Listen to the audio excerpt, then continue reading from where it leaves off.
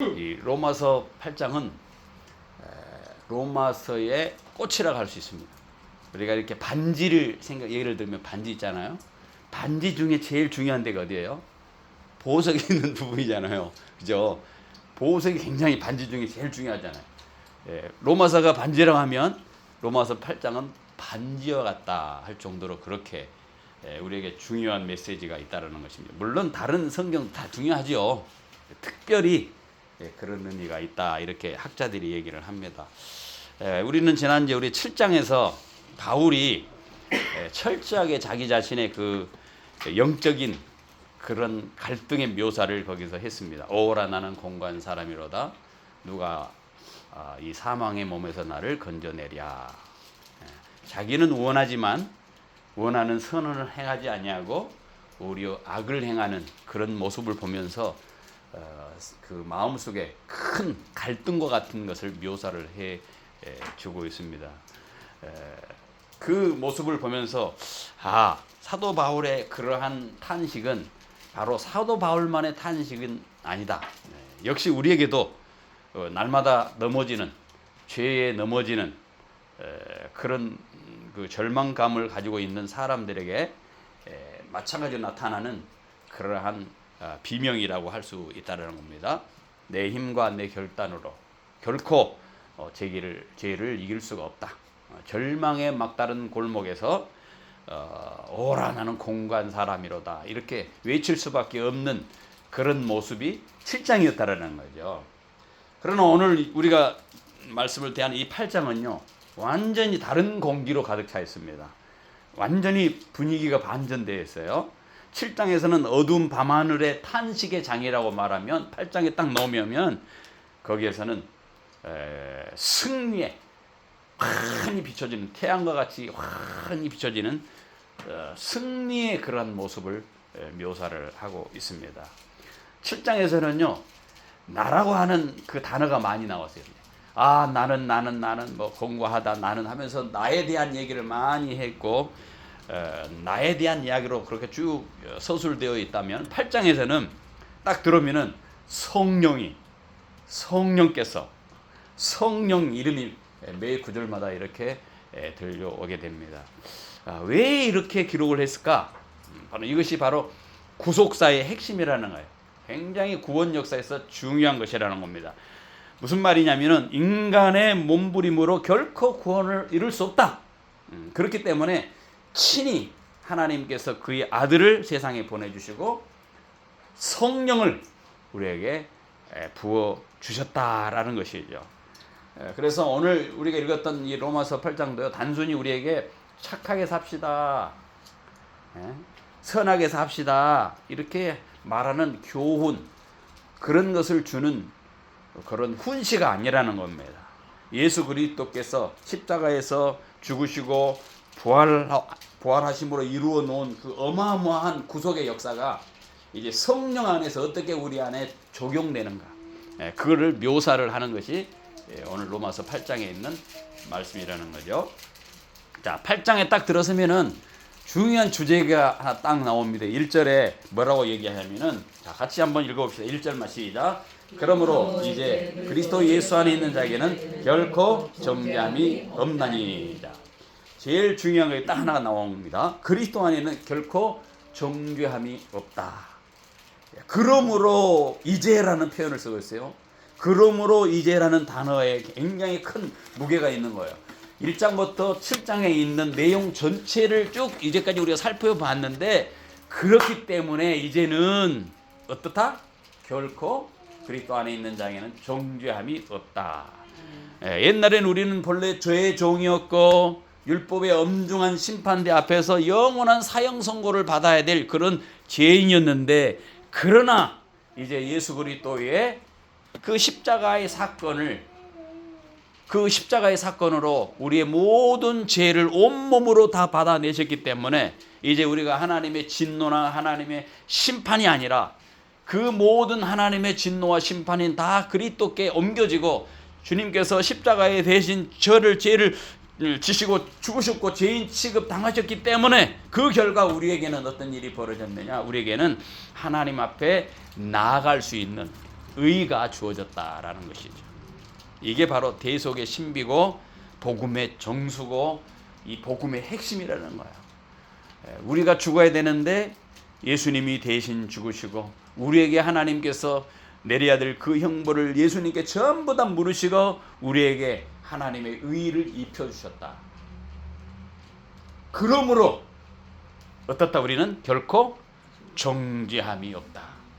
하나님이 우리를 우주의 법정에서 영원한 최종적인 무죄 선언을 했기 때문에 더 이상 우리는 누구에게 너는 죄다, 너는 죄인이야, 너는 지옥에 가 이렇게 말할 수 없는 그런 사람들이 되었다라는 것입니다. 우리가 세상 살아가면서 사탄은 아니 우리 마음속에 끊임없이 일어나는 것은 뭐냐? 과거를 생각을 하면서 내가 그렇게 잘못했기 때문에 우리가 행동하는 그 행동을 보면서 네가 그렇게 잘못했기 때문에 네가 어떻게 하나님의 사람으로서 영원한 하나님의 나라를 갈 수 있다는 말이 너는 갈 수 없다. 우리의 과거를 들추면서 사탄은 우리를 참소합니다. 세상은 여러 가지 외모와 조건으로 우리에게 정죄를 합니다. 네가 그렇기 때문에 너는 안 된다. 심지어 우리 자신들도 스스로 생각해 봅니다. 스스로 내 자신을 용서하지 못하고 자기 자신의 정죄에 빠져서 그 감정에 빠져서 살아가는 사람이 있다는 거예요. 죄책감에 살아가는 사람들이 있다는 겁니다. 그러나 여러분 기억하시길 바랍니다. 우주의 재판장이신 하나님이 뭐라고 했다? 너를 의롭다 했다. 의롭다 했다. 그렇기 때문에 누가 우리를 정죄하겠느냐? 그래서 로마서 8장 1절에 시작하기를 누가 우리를 정죄하리요? 아무도 정죄할 수 없다는 겁니다. 여러분과 제가 그런 은혜를 받은 사실을 기억하시기 바랍니다. 그래서 구원은요, 구원이 요동치는 우리가 아니라 우리가 구원이 요동치는 감정에다 우리의 그 구원의 근거를 두는 것이 아니라 변하지 아니하는 하나님의 법적인 선언. 너는 의로운 자다. 이 선언에 우리에게 구원의 근거를 두면 결코 우리가 흔들리지 아니할 것이라는 겁니다. 자, 그렇게 하면서 2절에 뭐라고 얘기하냐면 우리가 해방된 것에 대한 언급을 하고 있어요. 2절 같이 한번 읽어봅니다. 시작. 이는 그리스도 예수 안에 있는 생명의 성령의 법이 죄와 사망의 법에서 너를 해방하였다. 죄와 사망의 법, 우리를 영원한 죽음에 이르게 하는 죄의 결과 사망. 죄는 인간을 묶어둡니다. 그래서 과거에 그런 모든 그러한 죄와 사망에서 우리를 이렇게 다 얽매였었는데 그걸 누가 해방했다고요? 성령의 생명의 성령의 법이 해방시켰다. 할렐루야. 예. 성령의 절대적인 권능으로 성령의 절대적인 다스림으로 우리를 예수 그리스도 안에서 죄와 사망의 그 법에서 완전히 해방시켜 줬다는 거야. 8.15 광복절보다 더 기쁜 날이죠, 이 날이. 8.15 광복절은 나라가 해방됐다면은 우리는 우리 모든 인생의 모든 죄로부터 해방받는 날이라는 그런 것이 이루어졌다라는 거야. 죄와 사망의 법은 우리 인간을 영원한 죄에 이르러서 절대적인 그 죄의 지배력, 강제성에 우리가 늘 죄를 묶여서 그렇게 우리를 만들었어요. 그게 죄와 사망의 법이에요. 우리를 강제합니다. 우리가 원하는 대로 되지 아니하고 우리가 원치 아니하는 대로 막 끌고 가는 거야. 잘못된 짓을 하게 합니다. 나쁜 짓을 하게 합니다. 이게 바로 뭐냐? 죄의 절대적인 그러한 권능이 있다라는 거야. 그것에 꼼짝도 못하고 우리가 딱 사로잡혀 있었는데 성령의 절대적인 권능, 성령의 절대적인 다스림이 우리에게 와가지고 즉 생명의 성령의 법이 우리 예수 믿는 자들에게 와서 죄와 사망에 눌려있던 우리를 죄의 절대적인 법에 눌려있던 우리를 해방시킨 것이다. 그 얘기를 지금 사도 바울이 하고 있는 겁니다. 마치 뭐가 같냐면요, 비행기가 양력의 법칙을 이용해서요 이 땅에서 쫙 달리잖아요. 비행기 시동 걸리는 게 있잖아요. 우리 비행기 여러분 타보셨잖아요. 안 타보신 사람 있나요? 응? 주에만 안 타봤을까? 타봤어. 오, 주에도 다 타봤어요. 베트남 갔어. 자, 갑자기 즐겨하니까 비행기가 타면은요, 비행기 타면은 어떻게 합니까? 시동을 딱 걸잖아요. 그러면 어때요? 시동이 딱 걸 때 처음에 가잖아요. 그러다가 이제 어느 시점에 올라갈 때 되면 기체가 떨면서 하다가 이제 빙 올라가는 거예요. 마찬가지라는 거예요. 양력의 법칙을 이용해서 중력 올라가는 그 힘을 인간의 힘으로 할 수 없어. 막 벼슬에 쫙 이용해가지고 하늘로 비행기가 쫙 올라가듯이 생명의 성령의 법이 우리를 짓누르고 있는 죄와 사망의 권세, 죄와 사망의 법을 깨뜨리고 우리를 뿅 올라가게 만들어줬다라는 거예요. 이해가 되나요? 그런 일이 벌어졌다라는 거예요. 그냥 바퀴로만 계속 땅바닥 달달달 다녀야 될 인생들이었는데, 지약을 달달달 쫓아갈 인생이었는데, 어느 날 하나님께서 그걸 붕 뜨게 만들어줬다라는 거예요. 성령이 죄와 사망의 권세에서 우리를 해방시켰다. 뭐처럼? 마치 출애굽기에 나온 출애굽 사건처럼 이스라엘 백성들이 노예 상태에 있었습니다. 그들이 얼마나 많은 그러한 고통 가운데 있었겠어요. 그죠? 힘든 가운데, 고난 가운데 있었죠. 하나님께서 모세를 통해서 이스라엘 백성, 그 노예 상태에 있는 그 이스라엘 백성들을 해방시켰듯이 성도는 죄와 그 종에서 하나님의 백성으로 옮겨주셨다네. 옮겨주셨다. 이게 바로 뭐냐? 해방의 역사, 구속의 역사입니다. 마치 이스라엘 백성들이 애굽의 압제에서 영원히 빠져나왔듯이 우리는 성령 안에서 완전한 자유로 해방되었다. 할렐루야. 그리고 나서 3, 4절을 이 일이 어떻게 가능했는지 설명을 하고 있습니다. 자, 같이 읽어봅니다. 3절, 4절 시작. 연약하여 할 수 없는 것을 하나님은 하시나니 그 죄로 말미암아 자기의 아들을 죄 있는 육신의 모양으로 보내어 육신의 죄를 정죄하사 육신을 따르지 않고 그 영을 따라 행하는 우리에게 율법의 요구가 이루어지게 하심이니라. 육신 즉 우리의 연약으로 죄성을 완전히 거스릴 수 없었어. 하지만 하나님께서 죄 없는 아들을 죄 있는 육신의 모양으로 보내주셔서 십자가에서 그 죄를 심판하시고, 이제 성령을 따라가는 우리 성도들은 그 율법을 억지로 의무적으로 지킬 그런 존재가 아니라, 지난번에 얘기했듯이 사랑과 감사 안에서 자연스럽게 하나님의 뜻을, 하나님의 율법을, 요구를 성취하는 삶을 살게 되었다. 그게 바로 어떻게 가능했느냐? 예수님께서 십자가에 죽는 것을 통해서. 누가 했냐? 하나님이 그렇게 하셨다. 하나님은 하시나니, 사람으로서는 연약하게 할 수 없지만 그것을 하나님은 하시나니 뭐를 했느냐?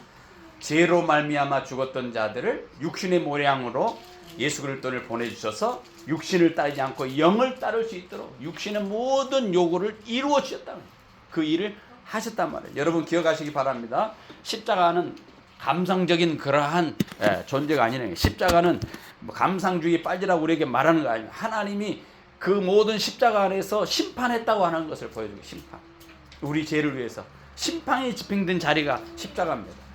우리의 모든 무서운 죄가의 대가를 당신의 아들에게 고스란히 부어주심으로써 율법의 요구를 이루시고, 이제는 그 영을 행하는, 그 영을 따라 행하는 의로운 자로서 선물을 우리에게 허락하여 주셨다. 여러분과 제가 그런 존재라는 겁니다. 그래서 복음은 지옥 면제권 그것만 얻는 것이 아니라, 우리가 죄를 사랑하던 우리가 이제는 성령 안에서 하나님을 사랑하고 그분의 뜻을 구하는 삶으로 완전히 바꾸어 놓은 삶의 혁명이었다는 거예요. 아멘.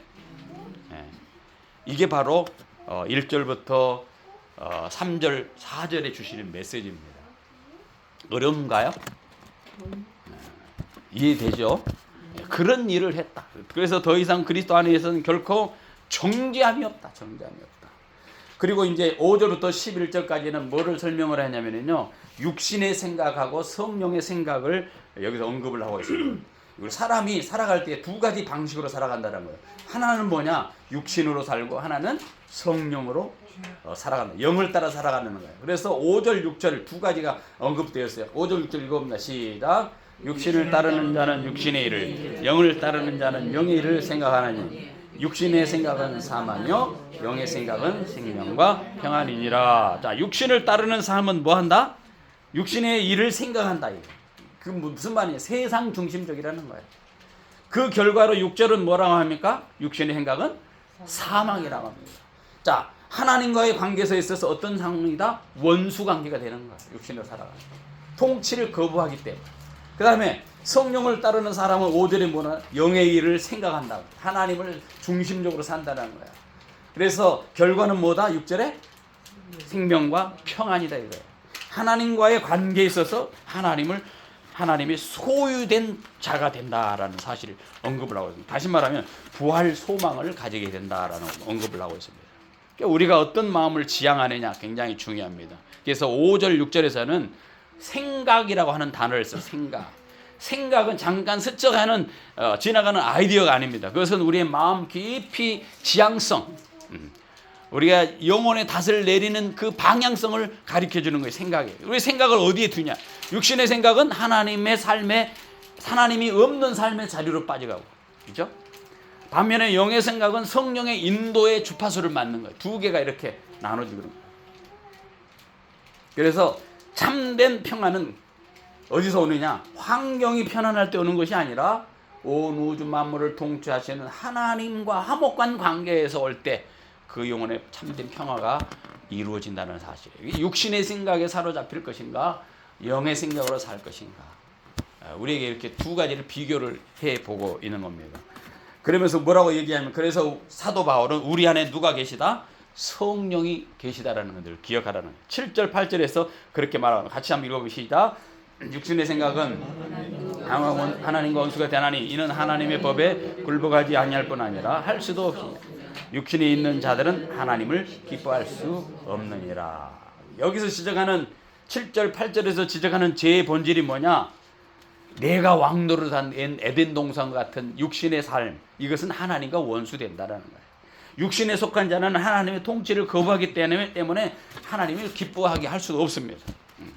그러나 9절 선포대로 뭐냐? 하나님의 영이 거하시면 어떻다? 같이 읽습니다. 시작. 만일 너희 속에 하나님 영이 거하시면 너희가 육신이 있지 아니하고 영이 있나니 누구든지 그리스도의 영이 없으면 그리스도의 사람이라. 성도의 본질이 뭐냐? 내가 직분을 가졌느냐? 내가 얼마나 못된 신앙이냐? 얼마나 경력이 있고 내가 어떻게 기독교 종교를 믿느냐? 거기에 있는 것이 아니라 내 안에 누가 계시느냐? 그리스도의 영이 계시는. 아멘.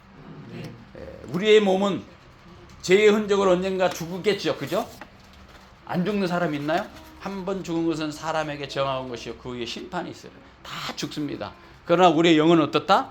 성령 안에 있는 사람들은 생명이 있다. 생명. 그래서 11절 같이 읽습니다. 시작. 예수를 죽은 자 가운데서 살리시는 영이 너희 안에 거하시면 그리스도 예수를 죽은 자 가운데서 살리신 이가 너희 안에 거하시는 그의 영으로 말미암아 너희 죽을 몸도 살리시리라. 예수 그리스도가 죽은 자 가운데서 살리신 그 하나님의 영이 우리 안에 거하시면 우리가 어떻게 된다? 장차 우리의 죽을 몸도 신령한 몸으로 다시 살아날 것이다. 그래서 우리의 구원은 영원 구원, 유령 같은 그런 존재가 아니라 뭐 한다? 몸의 부활도 포함. 몸의 부활. 영만 구원받고 그게 아니에요. 몸도 구원받는 거예요. 우주적인 완전한 구원입니다. 그래서 부활의 첫 열매 되신 예수님을 바라보면서 오늘 우리가 이 소망 가운데 살아가야 되지 않느냐. 여러분과 제가 그러기를 바랍니다. 그러면서 뭐라고 얘기하냐면 12절부터 17절은 우리가 은혜에 빚진 자라는 은혜에 빚진 자. 그리고 우리가 누구냐? 우리 존재가 하나님의 아들들이라. 그렇다면 이제 우리가 어떻게 살아가야 되느냐? 12절 읽습니다. 시작. 그러므로 형제들아 우리가 빚진 자로 돼 육신에게 져서 육신대로 살 것이 아니라, 우리는 빚진 자가 아니라는 거예요. 육신대로 살아가면 안 된다는 거예요. 구원받은 사람은 어떤 존재냐? 영적으로 살아가야 됩니다. 13절 같이 읽습니다. 시작. 너희가 육신대로 살면은 반드시 죽을 것이라되 영으로서 몸의 행실을 죽으면 살리니. 육신대로 살면 안 된다. 죄를 따라서 죄를 가볍게 여기지 말라는 거예요. 반드시 죄는 우리 영혼을 병들게 하고 하나님과의 친밀함을 갉아먹습니다. 그러나 성령의 검, 말씀을 가지고 우리가 이 세상을 살아가면 그 모든 죄를 이기면서 죄를 죽여 나가는 성도들이 될 수 있다는 거예요. 죄를 멀리하고. 그럼 우리가 누구냐? 우리가 신분의 변화가 나타난다는 거예요. 과거에는 무서워하는 종이었는데 이제 어떻게 되느냐? 하나님의 사랑의 아들로 우리 신분이 바뀌었다라는. 같이 읽어봅니다. 15절 시작. 너희는 다시 무서워하는 종의 영을 받지 아니하고 양자의 영을 받았으므로 우리가 아빠 아버지라 부르짖느니라. 자, 이게 바뀐 거예요. 신분이 변화된 겁니다. 무서워하는 종의 영을 받지 아니하고 양자의 영을 받았다. 그래서 우리가 하나님을 뭐라고 부른다고요? 아빠, 아빠 아버지. 아빠 이렇게 부른다는 거야. 혹시 잘못하면 쫓겨나지 않을까, 매 맞으면 매를 맞지 않을까 이렇게 염려하는 인생이 아니라 양자의 영을 받아야 돼. 양자의 영. 창조주 하나님을 아바 아버지라고 부를 수 있는 특권을 받은 자들이 되었다라는 사실이죠. 성경에는요 아바 아버지라는 표현이 몇 번 나올까요? 읽어보셨죠? 몇 번 나오는 건 느끼시죠? 3번 나와요. 3번. 어디서 나오느냐? 로마서 8장 15절 우리가 읽었던 말씀도 나오죠.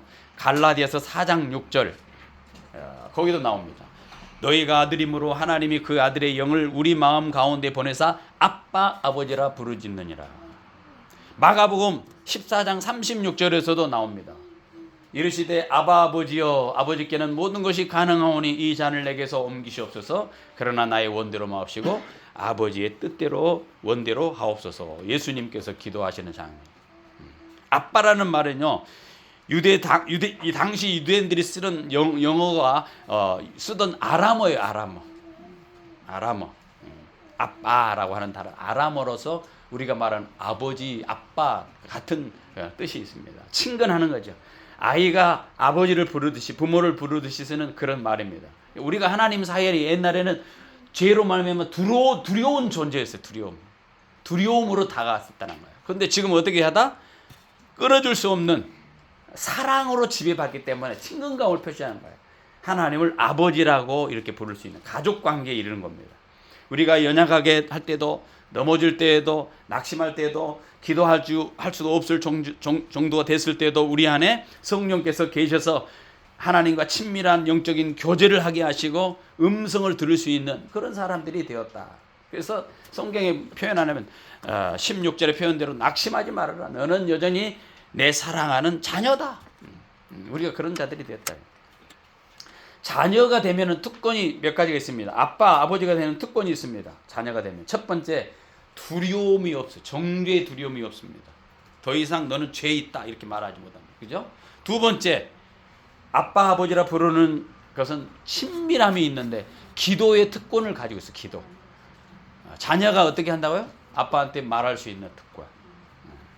성령님이 우리 안에 계시기 때문에 자녀인 것을 끊임없이 증거하시기 때문에 우리가 말로 표현을 못하지만 우리 마음속에 신음할 때도 우리의 기도를 들어주시는 하나님 관계가 되어 있다. 세 번째, 아버지가 되는 하나님의 자녀가 되는 특권이 뭐냐? 하나님의 나라를 물려받을 상속자다 말이에요. 상속자. 영원한 상속자. 그래서 17절 그렇게 씁니다. 같이 읽습니다. 17절 시작. 자녀이면 또한 후사 하나님의 후손.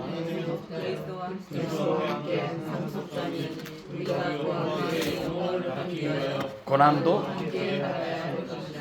그렇게 우리가 상속자라는 거예요. 네 번째 하나님의 자녀의 특권은 뭐냐?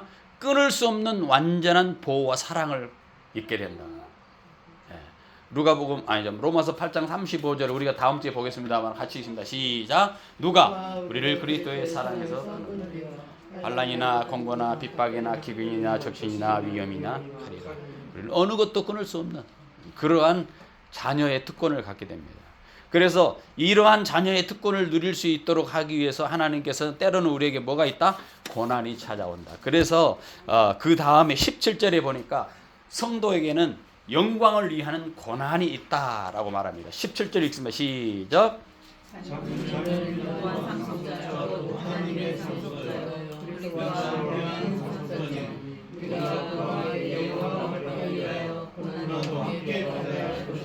영광을 받기 위하여 고난도 함께 받는다. 우리의 큰 형님 되신 예수 그리스도께서 십자가에 죽으심으로 고난을 통과하여서 부활의 영광에 들어가셨듯이 우리도 마찬가지로 이 몸된 교회에 이루고 있는 우리 모두도 고난이 찾아올 때 하나님께 버림받았다는 것이 아니라 하나님의 영광에 이르게 된다. 그것을 위해서 주셨다. 결론적으로 우리는 성령 안에서 사는 구속받은 인생이다. 오늘 말씀을 그렇게 하고 있습니다. 우리는 더 이상 죄의 종이 아니라 성령 안에서 누리는 자유입니다. 영적인 과가 아니라 하나님을 아빠, 아버지라고 부를 수 있는 자녀가 되었다. 절망 속에 죽어갈 존재들이 아니라 영원한 하나님의 나라를 물려받을 상속자들이다. 여러분과 제가 그런 은혜가 있는 줄 믿으시기 바랍니다. 기도하겠습니다. 사랑의 하나님 감사합니다. 죄와 사망의 그늘 밑에서 신음하던 우리를 예수 그리스도의 십자가 대속으로 구원하여 주시니 감사합니다. 우리 안에 성령을 보내어 주시어 이제 정죄의 두려움이 아니라 하나님의 자녀된 확신과 기쁨 가운데 살아가게 하옵소서. 우리가 날마다 육신의 생각과 세상의 정욕을 따라 살지 않고 오직 우리의 영의 생각에 창념하여 성령과 충만한 은혜를 누리고 생명과 평안을 누리게 하여 주옵소서. 예수 그리스도 이름으로 기도하옵나이다. 아멘.